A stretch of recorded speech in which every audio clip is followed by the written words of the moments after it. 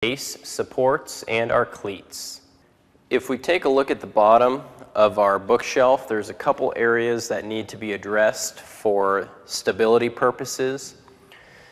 Across the back here, let's say if you were to put a lot of heavy books, or even if someone were to step on this from the inside, this could potentially pull away a little bit and potentially damage the project.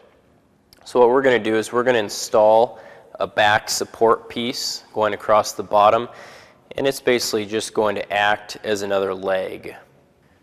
In addition, another weakness is if we were to drag this across the floor and this were to catch on the carpet, this could potentially pull away, maybe crack some of the joints. So what we're going to do is we're going to add a little tiny cleat board which will connect all these pieces just to add to the stability of our bookshelves.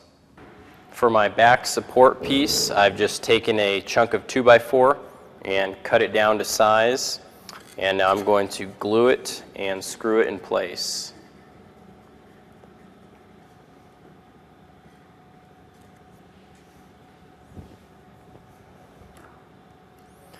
And I've drilled pilot holes so my wood doesn't split out.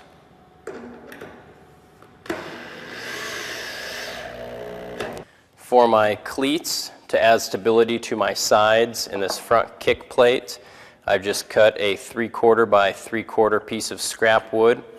I'm going to glue it and pin nail it in place.